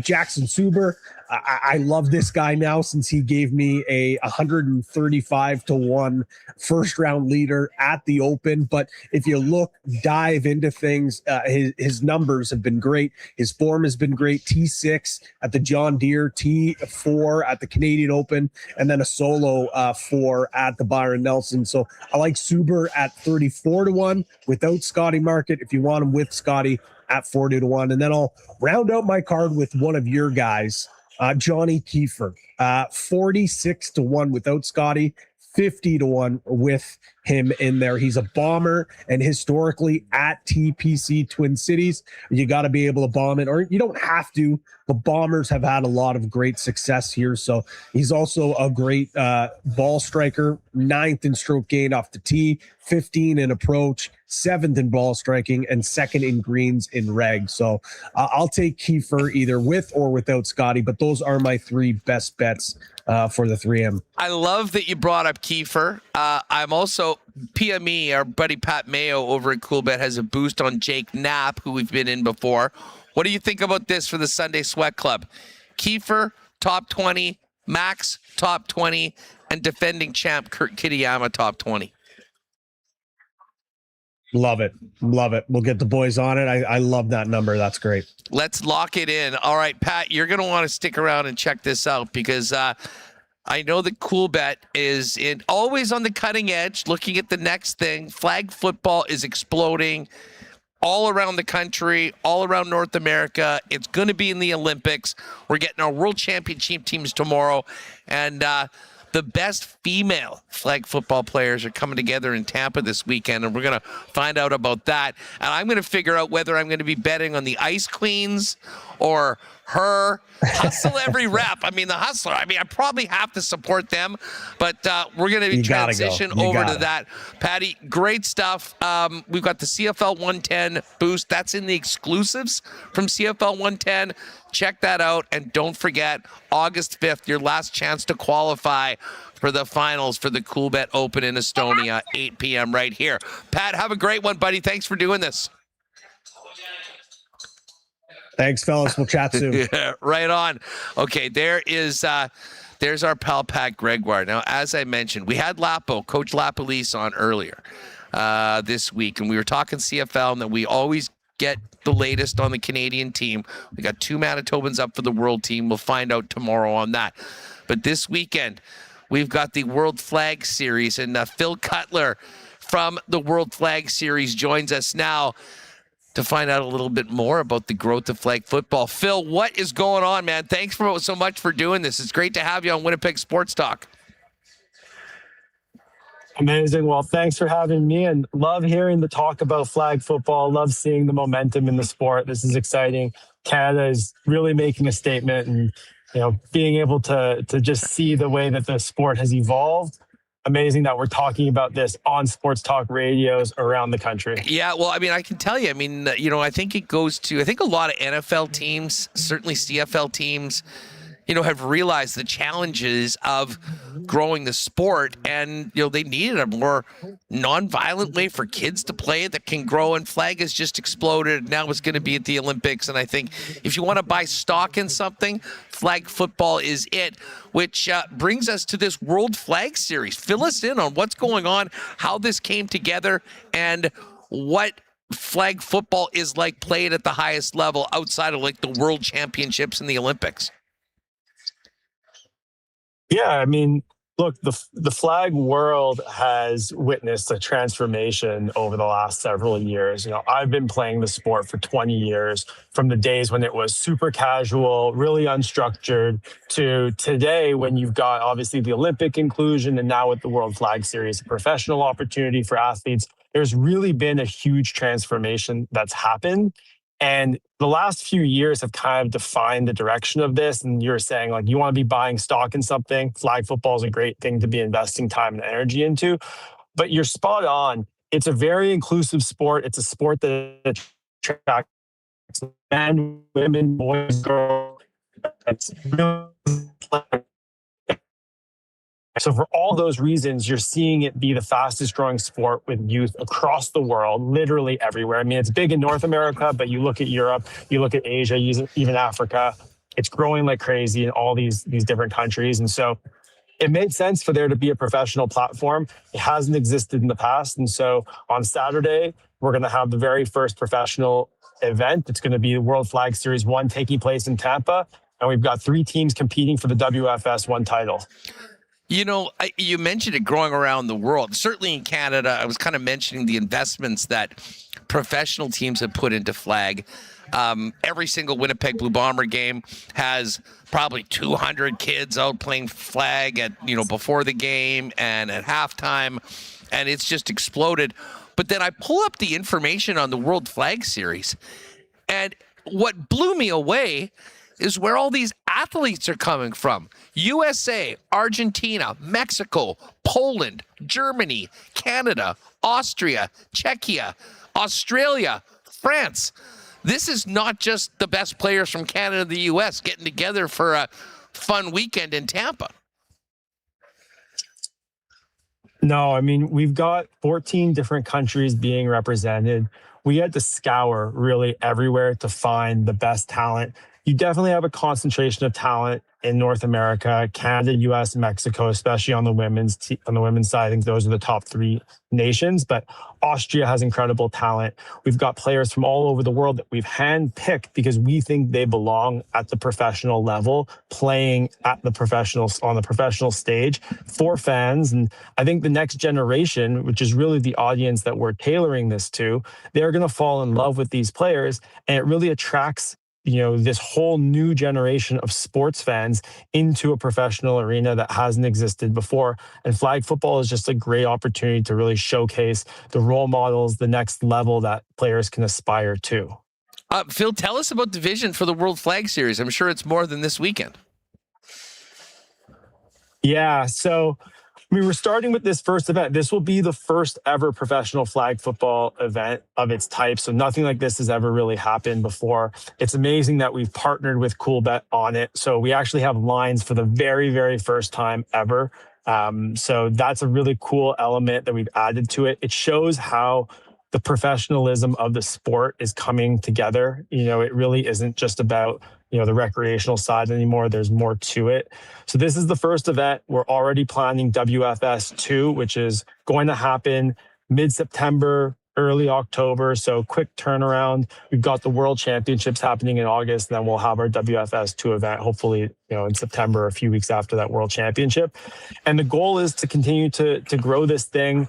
It's a tour format event. So similar to UFC, to tennis, to golf, every event, every venue is a different location. So we're starting in Tampa. Hopefully our second event is going to be in Canada. That's the plan right now.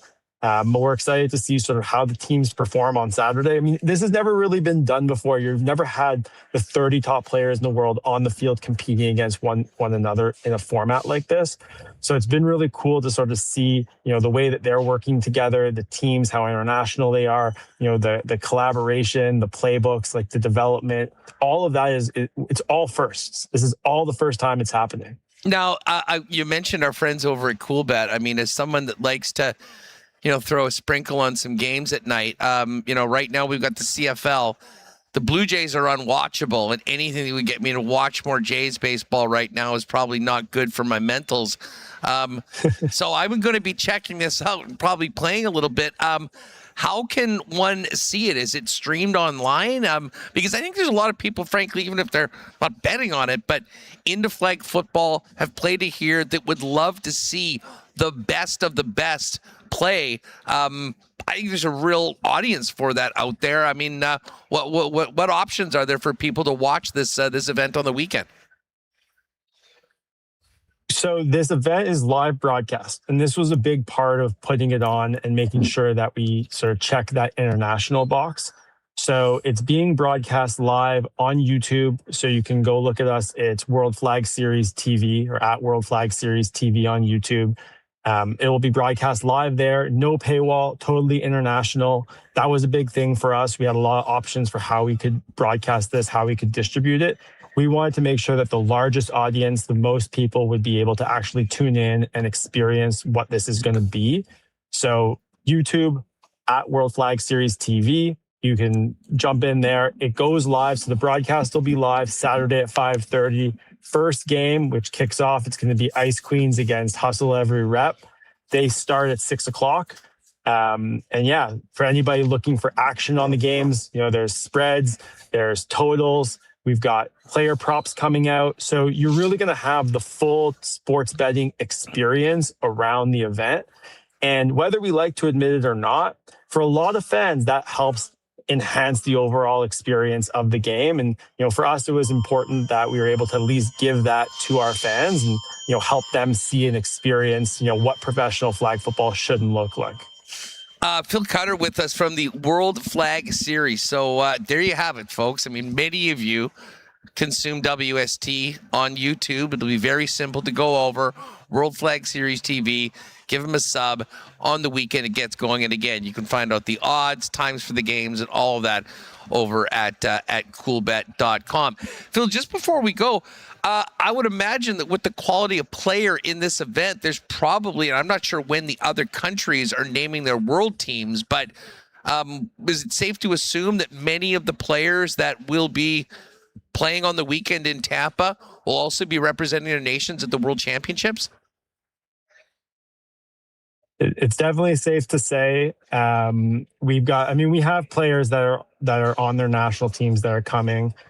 We have a lot of players, honestly, that are not necessarily on the national teams yet, that are young and coming up. We've got players that are under the radar as well that we think this event is actually going to amplify their profile even more. And so I expect after Saturday, you're going to see a lot of momentum. I mean, we're already seeing the follows go up for our players on Instagram. Like, the social side of all this is building their profiles. But the truth is, nobody cares about the World Flag Series on its own. They care about the players participating in it. That's what it's all about. And so it's really for those women. We're putting this on for them. And so I really hope to see all of them competing, obviously, at the world stage, in the Olympics. But, between now and then, it's 2 years away. There's going to be a lot of World Flag Series events for them to participate in and to get paid. They're being compensated, and that's really a cool element of I'm this. glad you mentioned the socials. Of course, it's World Flag Series TV for YouTube. Where is the Instagram account, X, any other way we can follow and just get more information on what you guys are building? Website is worldflagseries.com. Really easy. Instagram, same thing, at World Flag Series. And then you can follow each of our teams. So at Glitter Bombs Flag, at Ice Queens Flag, and at Hustle Every Rep. Those are the teams. Those are the first 3 teams that are part of World Flag Series. There may be more coming down the road. But give them a follow. Check out all of our players. They're on every one of those pages. They're on our main account, so you can see their Instagrams. Follow them, give them support, because the women who are playing on Saturday, this is really the future of the sport. Phil, listen, all the best with the upcoming event and getting this going. I mean, as I mentioned, flag football continues to rise exponentially with participation and interest. And I think this is the next step for people like us to have more flag to talk about. And I think certainly a lot of young people that are really involved in the game right now to be able to watch it at the high level and aspire to participate in World Flag Series to come. Let's stay in touch and make sure you let us know about coming north of the border. Will do. Appreciate the time. Thanks so much. There's Phil Cutler.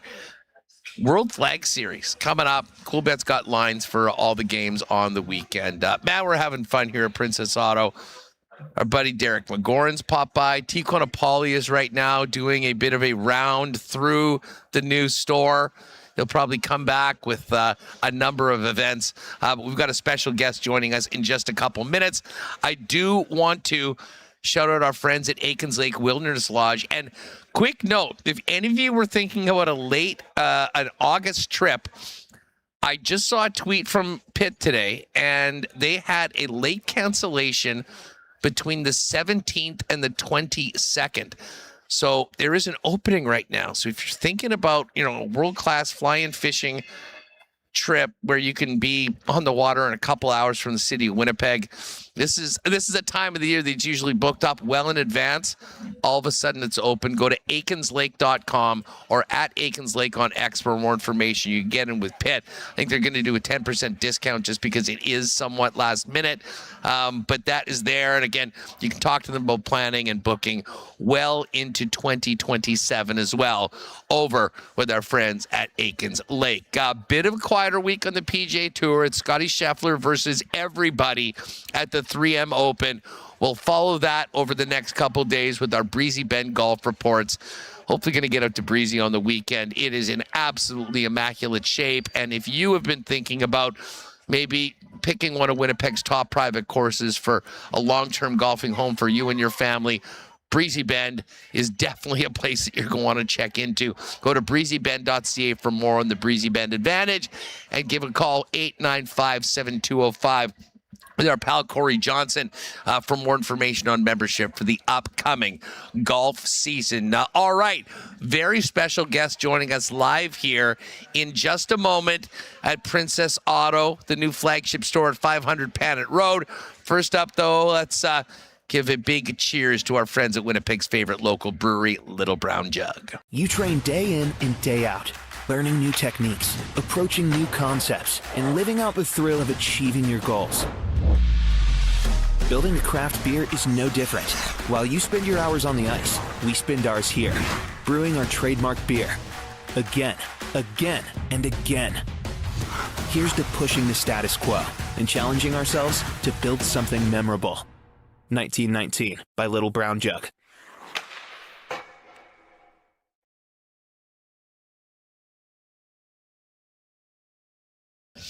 All right, back at Princess Auto, the new stadium. Now, we've done just about everything. We've done a full wrap. I've spent half an hour in the fishing section.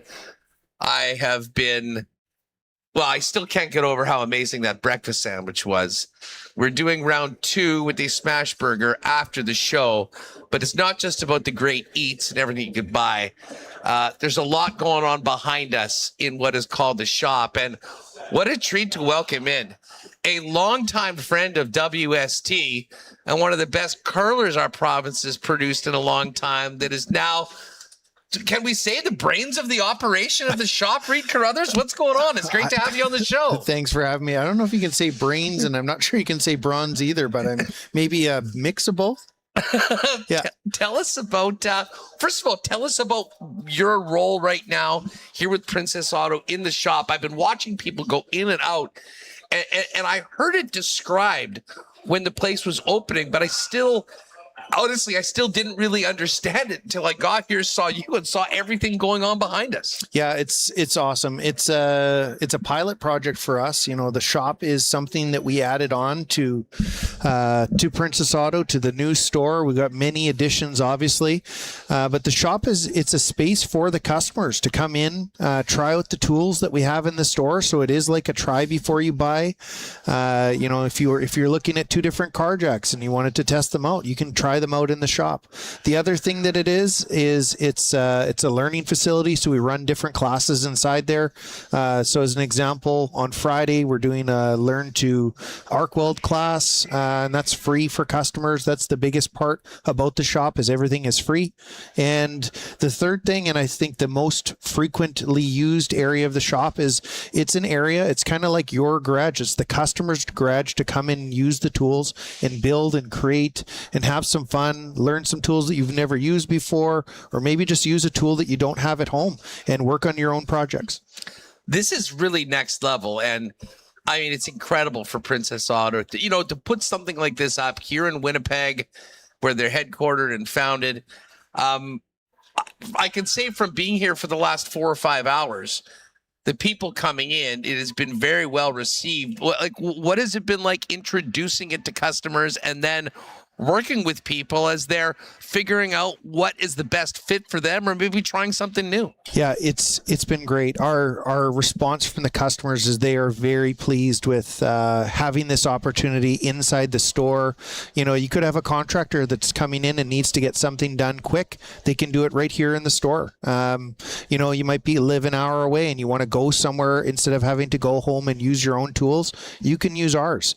And I, you know, as a former industrial arts teacher, for me in the shop, it's also like that learning component to it, right? So for me, I've been having a lot of fun teaching people how to learn to MIG weld and use some of the different tools in here, because even we're mostly adults that come through the shop, but at the same time, you know, to see someone learn how to MIG after, you know, maybe 20 years of watching YouTube videos and never trying it and being able to lay a bead down, it's pretty exciting to do. You know, it's interesting. You mentioned your your background. I mean, obviously, you know, I remember following and covering you at the Princess Auto Players Championship a few years ago in Toronto. I mean, you've got a long relationship with Princess Auto, but I mean, you're not just here because you throw a great draw in the 10th end. I mean, this is something that's been a bit of a passion for you, and man, I mean, what a convergence of what you've done before with this next level facility here in Winnipeg, a one of its kind. I think you just figured out why I retired from curling. I was so excited about this. I started working at Princess Auto last May, and you know, I was part of the planning process that went into the shop and into the new store. I was so excited for what we're doing here and what we want to do moving forward. You know, there's a lot of really cool things that we can do with the customers in the shop. I've seen some amazing projects, people creating really cool things, like just right in front of us, we've got a metal sign that was something that a customer had created. You know, they had never used the CNC plasma cutter before to cut through metal, and you know, they were able to create a sign just like that. So it's so cool that we created our own. You know, I mean, obviously the ability to come in and, like, first and foremost, for a massive retail spot like this, to be able to try stuff out is key. I mean, you don't want to have to come back if it doesn't work at a different one. So that's one thing. But you mentioned, I mean, your background is in teaching people, and there are classes. Give us a bit of an idea about some of the things, like not necessarily on a weekly basis, but some things that will be maybe coming in the future, or where people can see what classes are on to maybe come down and pick your brain, if you will, and get some of the knowledge that is waiting here. Yeah, so each week we've been hosting 1 to 2 classes, and that's kind of like a more of a group setting approach. So we'll have anywhere from 10 to 15 people that sign up to join the class, and I just have to repeat, everything it's free in here, right? So for us, we're doing a couple of them a week. Customers can sign up to actually have a one-on-one learning session on a tool as well. That's another example, but anyone that's working as a team member in the shop is trained on the tools and equipment. So there's always someone in here to help you with the tools and to test out your skills and learn new things. I got to tell you, the reception we've got right from meeting Sarah at the beginning to some of the young guys that came around saying, "Hey, great to see you guys here," to the listeners of the show, to someone, it really does seem like the team. I've always known that Princess Auto treats their people incredibly well, but it kind of feels like a lot of the customers feel like they're kind of on the team as well. They do. And you're touching on one of the main points about what the shop is and what we believe at Princess Auto is. It's about community.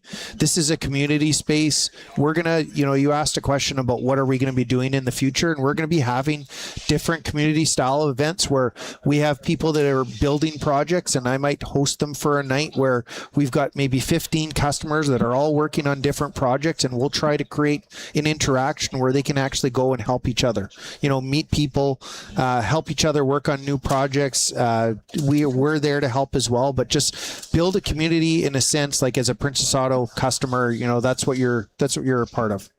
You're also not too far away from that restaurant. That breakfast sandwich was ridiculously good. I think the best $5 I might spend in 2026. I did notice you walking back with a bag just after 12. Can you give us a rating on the smash burger that we're going to have after the show? I definitely will. And I'll say that I'm averaging 2 breakfast sandwiches a week on average. I can't not. They're so good. That's one of the new additions here to the store as well. The smash burgers, you can go anywhere from a single to a triple. Fries and onion rings are great. My favorite is the onion rings. But the one thing that I've noticed you have not touched on, and I'm going to have to go and get from you, while you're sitting here on air, is I will go and get our ice cream, because our ice cream from the candy store, it's awesome. I love it. And I hear they got ice cream for kids. They got free coffee here. I mean, honestly, I think my goal is to finish up WST, turn it over to the younger guys, and I'm just going to come here every morning. I'm going to get a coffee and a breakfast sandwich. I'm going to hang out with you in the shop. I'm going to do a few laps, say hi to everyone at Princess Auto, and probably inevitably end up in the fishing department, buy some more stuff, and then go out and get after it. I love it, and I welcome you to that, and I'm looking forward to that. Hey, just one other thing, because the shop obviously is something that really stands out and can be used and taken advantage of by everyone, but there is a lot of really wild stuff that people will not have seen at other Princess Autos. We mentioned the outdoor, like the camping and fishing and hunting and all that. There's a crossbow. You can try that out. Like, just for people that haven't been here, just give us a couple of the other things that maybe we haven't touched on that they're going to want to make a point of seeing when they're down here. Yeah, so like we didn't have arcades in the other store as well. So we've got a candy store, arcades. You brought up the fact that we actually have an archery lane. So we've expanded big into hunting and fishing in the rec area of the store. And so for us, you're able to come. You can buy ammunition here as well with your license. So that's new to Princess Auto as well. But the actual archery range, you're able to come test out a bow, test out a crossbow in a safe facility, and actually buy straight from here from Princess Auto. This is awesome. Well, this is your new home. You mentioned that you're retired. Very happily, I must say, considering what's going on at now your new home. But just a quick thought on doing this. And I mean, you're not going to be completely removed from curling. I don't think there's any way that will ever happen to Reid Carruthers. Yeah, like I've tried to actually make an office curling team here. So far no luck. But I'll keep trying. I am planning on playing a little bit here and there, but it's funny. Anyone that asks like, oh, are you going to miss it? Are you going to miss it? After 20 years of travel and doing it on the road, I'm actually really enjoying working a normal 9-to-5 job and getting to meet people. Still have a lot of customers that are recognizing me and getting to share some stories and some laughs of some of the travel days from over the years. But I've been really enjoying this, and who knows, I might have to take up another sport too. Well, I'd imagine, you do have a young family, and I know that was a real challenge for you, whether you're coaching Carrie and the girls at the Scotties or whether you're off on the tour. Like missing those younger years is tough for a dad. Now he's 4 years old, and you must be loving the time away from the shop as much as you're having fun here doing it. 100%. Yeah, it's a full life 180 from what I was doing, living on the road, and now being at home, working a normal job and spending way more time with my family. It's been great. Dude, it is so great to see you again, and so great to see what you and the people here at Princess Auto have built. For people that want more information, just like we've talked about a lot of stuff, but specifically the shop, what you can do here, classes that are going, where can they find it online so they can kind of dive in and then come down here and talk to you all about it? Yeah, so there's for the shop in particular and for the store's the new Princess Auto here at 500 Panet, it's morepa.ca. And on there in the top right-hand corner, specifically for the shop, is a little link. It says the shop, and it'll have our schedule for the upcoming week, what's going on in there. It also lists the tools for what we have inside the shop. And eventually you'll be able to book sessions in the shop right online. So we're about a month or two away from having that set up. But essentially, that's a couple ways to find out for more information. The other way is to actually phone the store at 500 Panet. We're extension 4 in the shop, and you can book us directly that way too. Reid, great to see you, buddy. Congratulations to you and the entire Princess Auto team. We've talked a lot about it, and it exceeds all expectations. And, I'm not that handy. I should probably spend a few hours in the shop with you, and maybe I'd be a little more... maybe get a little bit more done, or frankly, just learn something cool, and I would impress all my friends. There we go. I love that idea. Reid, thanks so much for doing this. Thanks to everyone for the hospitality today here at Princess. Yeah, very welcome. Thanks for being here. Good stuff. There it is. Reid Carruthers. Pop by and see Reid and his team in the shop here at the new Princess Auto flagship location, 500 Panet Road. And as I mentioned, come hungry, whether you're in the morning, you're going to want a breakfast sandwich. If you're coming in the afternoon, you are definitely going to want to get in on the smash burger. We do have a Assiniboia Downs tonight. Another night of live racing. Now, having a tough time getting on the site here, so I think we might have to do our picks afterwards. But it is ladies' night. Wednesday nights throughout the next couple months of the summer. That's the night your girlfriends are thinking about something to do. Get on out. It's free admission, free parking. There's some great promos for women. Last time I was there on a Wednesday night, a bunch of the girls had these wild hats that they put together, kind of derby style, if you will.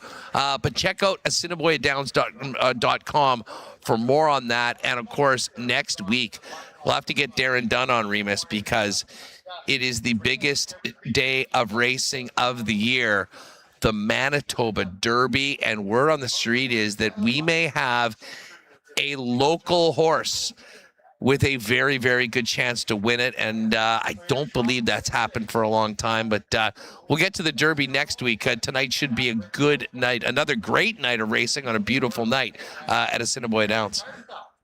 Yeah, they're really getting me there with that with the dollar night they had the other Monday, and live racing has been so nice just to get outside, seeing the horses, and we had a great night out there a couple weeks ago. So I've been enjoying watching on YouTube, following along my picks, but nothing like going down in person. Yeah, actually, one other tie-in to Princess Auto. We went there on that Monday a couple weeks ago, and they had all the great deals, including the $2 hot dogs. I did notice that hot dogs, it's the dog days of summer. $2 dogs here at Princess Auto as well. You just roll through if you're in the hurry. You can just literally snag a hot dog. Oh, really? As you're rolling right at the counter, or order one from the restaurant as well. They make it easy for you. Yeah, I mean, they got the coffee here, bathroom very clean, the food counter. This is We got to check out the ice cream in this candy cabin too. And as I said, I mean, I don't know what the square footage of this place is, but it's massive. It is massive, and I can tell you, high results. We've got the meeting of the minds right now. T. Konopali and Reid Carruthers talking a little shop, and of course our buddy Derek, who is often normally in the chat. Great to see the guys come out here. But, man, that was a lot of fun. And Reid's always been gracious with his time. It's always fun talking curling with Reid. But so cool to see what they put together. You know, Remis, you being a homeowner, a dad right now, I don't know what you would rate your handiness level on scale of 1 to 10, but you might be well served to maybe pop down and spend some time with Reid in the shop. It's pretty low. Luckily, my dad and my father-in-law, I would rank them very high, so that has definitely helped. But the recreation he mentioned sounded pretty cool. My wife was sending me stuff. I didn't think that there'd be anything here for her, but she's like, you got to get some of this stuff for the weekend. Too. I was shocked. It was like we had only been here for about 20 minutes. He was like, "Oh, my wife's telling me to pick all this stuff up." But that light-up ladder ball thing looked really good. They got a portable little cornhole game as well.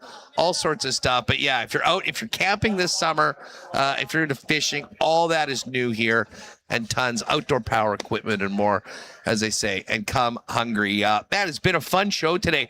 We've been all over the map. We'll kind of lock it in more tomorrow as we get back to a little bit more on the Blue Bombers. Of course, Taylor Allen's back in town from the game on the weekend. Taylor's going to join us. We'll have Mike McIntyre pop on the program as well. You guys will be holding it down. I'm actually going to be out of Bridges for a golf event with the PGA and Coolbet, the Scramble coming up. There's a couple more on the weekend that I'm going to be hitting. And then, of course, a big show Friday. With a wrecking crew of guests for Friday's show heading into the Bomber game. We're going to have Murat on him. Murat's going to be taking some time away during August, so I know you all love Murat. Make sure to join us on Friday. He will be live with us. We'll have Hammer. Hacksaw returns, and we'll talk a little more about the Canadian Football League and maybe get a few picks from Ben and Kramer. But always fun getting out on the road, Remo, but especially fun at events and places like this. Yeah, really great for us to do it in person, connect, see some listeners, and also, be out in a store like this with so many people. There's people coming up saying, hey, I recognize that voice. I didn't know what you guys were up to. And I did hand out a business card as well. And again, we got the sign here. So nice to get out in person and do the show and also see this amazing store. We've been talking about it for a long time. It feels like in the promos. So to be here in person, see, how new it is, big, open, so many things. This is awesome. So once I pack up, I'll take some time here to walk around. Yeah, this is definitely a spot you're going to want to check out if you haven't. And look at T. Konopali. He said I was going to go he was hanging out here, and then he did the old, you're going to do a few laps. And he's come back. I believe T. Konopali, the proud new owner of a sledgehammer. Yeah, what's he doing with that? Hey, T. Konopali, sledgehammer? Yes. Brand new. Can you?